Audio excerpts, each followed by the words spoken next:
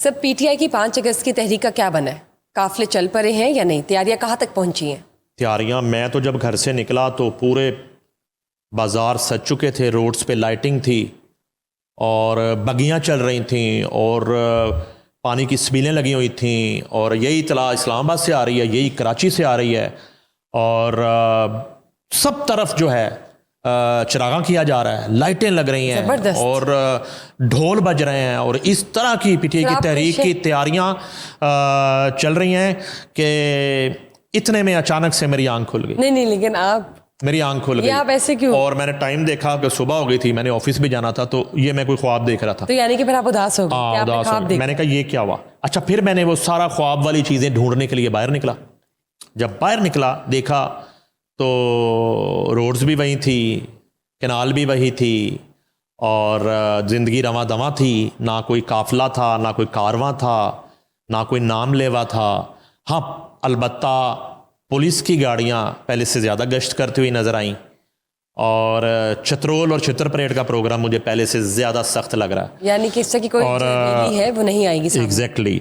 और पुरअमन एहतजाज सबका हक है जी। अलबत्ता उस पर बाद में आते हैं। पहले ये है कि मैं आपको इतने दिन से कह रहा हूँ कि ये अनाउंस करके बिल्कुल पीटीआई खुद जो है ना वो फंस चुकी है। वो बड़ा एक समझदारी वाला ऐलान था अली मीन गंडापुर का। 90 दिन में एक भरम था कि 90 डेज़ है। अब वो 90 दिन बाद शुरू होनी है या वो 80 दिन के बाद शुरू होनी है या 75 डेज़ के बाद शुरू होनी है कि 90 दिन का मार्जिन था आपके पास। अच्छा, उसमें असल में जो आप करना चाह रहे हैं पाँव पकड़ना और गोडे पकड़ना, वो आप करते रहें, बैकडोर माफ़ी तलाफ़ी करते रहें और मुज़ाकरात करते रहें, तो एक आपको टाइम मिल जाता। आपने अनाउंस कर दिया 5 अगस्त को तो हम तहरीक आज़ाद करवाने जा रहे हैं इमरान खान को अडयाला जेल से। तो अब ये है कि उसके बाद ये सज़ाएँ भी हो गई और उसके अलावा जो 9 मई के केसेस में सूरत हाल दरपेश है पीटीआई को, अभी मज़ीद फैसले आने वाले हैं। तो इसमें बुशरा ये हुआ कि एक खौफ की फ़िज़ा है, इनकी ग्राउंड पे बिल्कुल कोई तैयारी नहीं है, 0%। ज़ीरो।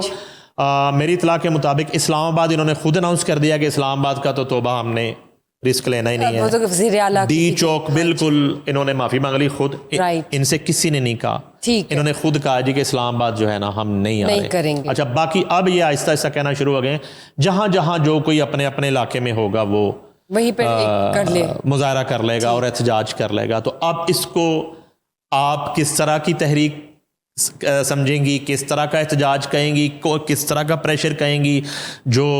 अच्छा, फिर उसके बाद आज तक ये क्लियर नहीं है कि ये एहतजाज, ये तहरीक किसके खिलाफ है। ये हुकूमत वक्त के खिलाफ है, कोई ऐसा बयानिया, कोई ये किसी इदारे के खिलाफ है। ये क्या सज़ाएं तो अदालतें दे रही हैं, अदालतों से मिल रही हैं, तो फिर उन सज़ाओं के ख़िलाफ़ है। किस चीज़ का एहतजाज है, किसके ख़िलाफ़ है, इस अबहाम को अभी तक पीटीआई क्लियर करने में नाकाम है। और जिस तरह बेयारो मददगार छोड़ा गया 9 मई करने वालों को, आम कारकुन को पीटीआई की लीडरशिप की तरफ से, मेरा नहीं ख्याल को तसव्वुर भी कर सकता है कि उनसे रिलेटेड या वो खुद वो लोग कभी सड़क पे निकल के यूं हाथ भी कर देंगे, एक नारा लगा देंगे। ठीक सर, मैं यहाँ पे ऐड करना चाहती हूँ कि रियासत की जानिब से भी एक स्टेटमेंट आई थी कि कोई ऐसी डील 9 मई के हवाले से नहीं होगी। वज़ीर आला केपी के बैरिस्टर गौहर और भी कुछ प्रोमिनेंट पर्सनैलिटीज़ थी पीटीआई की जिनको ये बात सुनाई जा रही थी। इसमें कितनी हकीकत है? कौन सी?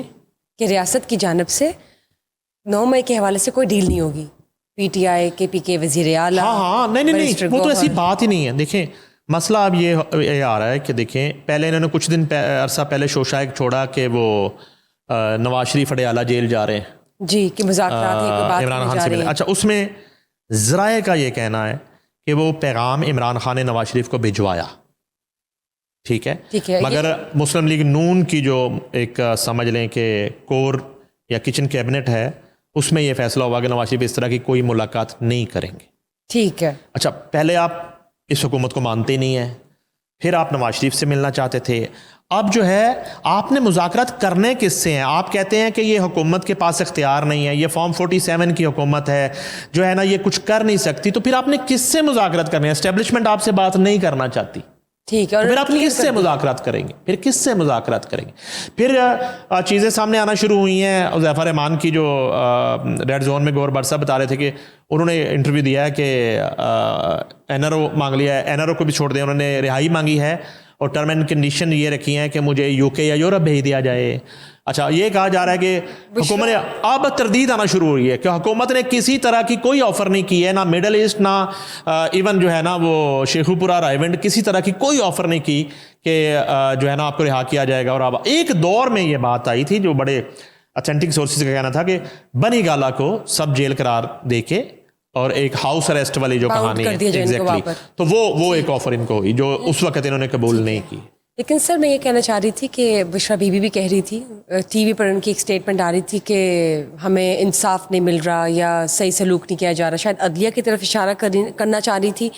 इसके साथ साथ जो उनकी गुफ्तगू 2.5 घंटे की अलीमीन गंडापुर के साथ जेल में हुई थी मुलाकात के दौरान, वो टेप जो हुई थी, क्या वो आ गई है मंजर आम? नहीं, वो तो एक रिकॉर्ड का हिस्सा बन गई ना, वो मंजर आम पे, यानी कि हर ऑडियो हर वीडियो ऑन एयर करने के लिए तो नहीं होती, या रिलीज़ करने के लिए नहीं होती। और दूसरी बात यह है कि कुछ चीज़ें कुछ वक्तों के लिए रख ली जाती हैं जी, तो वो शायद कोई ऐसा वक्त आए जिस पे वो गुफ्तगू जो है वो रिलीज़ कर दी जाए। लेकिन अलबत्ता तहरीक के हवाले से तो देखें, एक इनके बानी चेयरमैन जो अंदर बैठे हैं वो तो यही कहेंगे ना कि भाई एहतजाज करो, प्रेशर बिल्ड करो, तहरीक चला दो। अब करना तो ये जो बाहर बैठे हैं, राइट, इन्होंने करना है ना, ये जो इनकी लीडरशिप है सो कॉल्ड, उन्होंने करना है ना मिस। तो वहां पे कोई जान नहीं है, कोई साथ नहीं है, कोई चक्कर ही नहीं है, कोई तहरीक नजर ही नहीं आती, कोई यूनिटी नहीं है, कोई एक पेज पे नहीं है। राइट। तो ये सूरत हाल का सामना, यानी हम कह सकते हैं कि बिल्कुल इस वक्त जो ग्राउंड रियलिटी है उसमें कोई 0% प्रेपरेशंस हैं। नो। और कुछ ऐसा PTI की जानिब से कोई, हम कह सकते हैं कि कोई मोशन नजर नहीं आ रहा कि उससे प्रेडिक्ट किया जा सके कि कोई, हम तो कवर ही करते हैं ना, हम तो ग्राउंड पे जाके सड़क पे धक्के खाते हैं, हम तो कवर करते हैं तहरीकों को। हमने आज़ादी सहाफ़त की तहरीकें चलाई, हमने आज़ाद अदलिया की तहरीकें चलाई, और हमने देखी हैं तहरीकें किस तरह होती हैं। तहरीकों का एक पूरा माहौल बनता है, लोगों को मोबिलाइज किया जाता है, उसकी पूरी एक तैयारी होती है, एक जोश होता है, एक जोर होता है, एक वलवला होता है, एक जज्बा होता है, एक अज़म होता है। वो नहीं है, वो नहीं है, वो तो बिल्कुल नजर नहीं आ रहा। जैसे हम कह सकते कि जैसे खाना फीका हो, वो नहीं है, तो एक वो वाली बात है। एनीवेज, मलिक रियाज साहब ने तरदीद कर दी है कि उन्होंने ऐसा कोई खत नहीं लिखा माफ़ी का फील्ड मार्शल को। मलिक रियाज जो हैं उनके होंगे इश्यूज, जेन्युइन इश्यूज भी होंगे, 190 मिलियन पाउंड वाला भी केस होगा, सारी चीज़ें होंगी, उन्होंने ब्लंडर्स किए होंगे, उन्होंने कानून तोड़े होंगे, उससे हमें कोई सरोकार नहीं। वो कानून के मुताबिक कार्रवाई होनी चाहिए उनके खिलाफ। मगर हमारे कुलीग हैं ज़ाद सैयद, उन्होंने पहले भी 1-2 दफ़ा माफ़ी मांगी अपनी ख़बरों पे, अब फिर ये माफ़ी वाली ख़बर ही बन गई। अभी तक तो उन्होंने एक पॉडकास्ट किया, हमारे एक और दोस्त हैं चौधरी साहब, आसिफ चौधरी, उनके साथ। उन्होंने कहा जी कि मलिक रियाज ने जून में पहला ख़त लिखा फील्ड मार्शल को, फिर उन्होंने दूसरा ख़त अभी कहीं लिख दिया है हफ्ता पहले, और उसमें उन्होंने कहा जी कि मुझे आने दें पाकिस्तान, मुझे माफ़ करें और मुझे अपनी जो है ना सूरत हाल को वो क्लियर करने दें, और मैं 3000 कनाल अराजी फ़ौज पाकिस्तान के शोधा के नाम करूँगा। मुझे ये बड़ा अजीब सी ऑफ़र लगी थी कि ये किस तरह की बात है, किस तरह का ख़त है। तो ये ख़त उसी तरह का निकला कि तेरा कोई ख़त आया ना कोई ख़बर आई। तो मलिक रियाज ने खुद तरदीद कर दी, उन्होंने खुद ही इस तरह की तमाम खबरों की, और उन्होंने मुबशर लुकमान साहब को फ़ोन किया मलिक रियाज ने, ठीक 2 रोज़ कबल जी, जब वो प्राइम मिनिस्टर से मुलाकात करके आए। तो उनकी ज़ाहिर बात है कि वो एक तस्वीर वायरल हुई और ख़बरें चली। तो ये हमारे सोर्स पहली दफ़ा सोर्स बता रहे हैं उनकी इजाज़त से। तो मलिक रियाज की मुबशर लुकमान से गुफ्तगू हुई, तो उन्होंने कहा कि ये बड़ी मुज़क्का खेस बात है जो वो मुबशर साहब को बता रहे थे मलिक रियाज के, मुझे क्या ज़रूरत पड़ी है इस तरह का कोई ख़त लिखने की, और मैं यानी कि क्यों इतनी बड़े यानी कि अथॉरिटी को जिनका ये काम नहीं है उनको मैं ख़त लिखूँ उनके नाम और उन्हें ये ऑफरें करूँ। और कहते मैंने इस तरह की ना ख़त लिखा है, ना कोई 3000 कनाल अराजी की ऑफ़र की है, ना ही कोई इस तरह की सूरत हाल है। मैं यानी तो कि ये सब का सब जो है हम कह सकते हैं सफ़ेद या जेन्युइन नहीं है बात। जाहिर बात है, आप इसको सफ़ेद झूठ कह लें, आप मिस रिपोर्टिंग कह लें, मिसअंडरस्टैंडिंग कह लो, मिसअंडरस्टैंडिंग कह लें, लेकिन एक ये हकीकत नहीं है। एक बिल्कुल जिंदा हाँ जी। शख्स है और वो उस बात की तरदीद इस तरह कर रहा है। और दूसरी तरफ से भी इदारे की तरफ से भी देखें, इस हवाले से कोई तरदीद या तस्दीक इसलिए नहीं आई कि इस तरह की मुज़हिका खेज़ बातों की इदारा क्यों तरदीद करता फिरे और तस्दीक करता फिरे, यानी कि बेमानी चीज़ें हैं। हम कह सकते हैं कि एक र्यूमर था एग्जैक्टली सईद ने भी इस हवाले से मिस ये तो एजाज की तरफ से अभी इस वाली खबर की तो माफ़ी नहीं आई, पिछली माफ़ियाँ को एक दो उनकी मेरी नज़र से गुजरी हैं।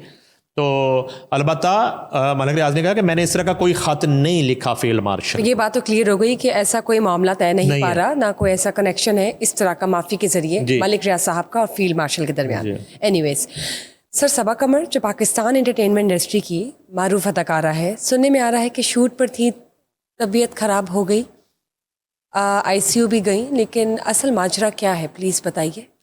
अच्छा, वो इतला हमारे पास भी इतला आई है, उनसे मेरी डायरेक्ट तो मेरा कोई रब्ता नहीं है काफ़ी अरसे से, जब से वो ख़ास तौर पे कराची सेटल हुई और कराची इंडस्ट्री में काम शुरू किया। तो इतला यही है कि वो ग़ालिबन इस्लामाबाद में कोई शूट कर रही थी, तो उस वक्त उनकी तबीयत अचानक ख़राब हुई और उन्हें इब्तदाई तिब्बी इमदाद देने के बाद उन्हें लाहौर लाया गया। यहाँ मुबैना तौर पर बताया जाता है कि उनकी एंजियोग्राफी की गई है, और अगर ये इस तरह की सूरत हाल है और जिस तरह की तबीयत बताई जा रही है तो ये कोई मामला एक माइनर हार्ट अटैक वाला हो सकता है। और कुछ अरसे से जो है वो एक ओवरऑल अगर आप देखें तो यंग लोगों में हार्ट अटैक की रेशो वो काफ़ी बढ़ रही है इस हवाले से, और जो कि बड़ा एक अलार्मिंग है। ये तो आप किसी हार्ट स्पेशलिस्ट को और किसी कार्डियोलॉजिस्ट को बुलाएं तो वही इस पे बात कर सकते हैं, आपको बता सकते हैं। अलबत्ता ये है कि अब बताया गया जा रहा है कि वो स्टेबल हैं और उनकी वो होश में हैं, और जिन लोगों से उनका राब्ता है उनके साथ उनकी मैसेजिंग भी चल रही है और वो व्हाट्सएप पे मैसेज का जवाब भी दे रही हैं, कॉल्स वगैरह शायद अभी अटेंड नहीं कर रही हैं। और यही बताया गया कि उन्होंने बताया कि मेरी तबीयत ख़राब हुई थी, मैं लाहौर पहुंच चुकी हूं, लाहौर के किसी प्राइवेट हॉस्पिटल में बददस्तूर वो हैं, एक आध रोज़ में उन्हें डिस्चार्ज कर दिया जाएगा। और उनका ये कहना है कि सबा कमर ने बताया कि अब वो स्टेबल है, उनकी तबीयत अब ठीक है। लेकिन वो जो एक जिस तरह के वो बताए जा रहे हैं सिम्टम्स, जी जी, तो वो मे बी कि इस तरह की कोई सूरत हाल से वो दो चार हुई हों।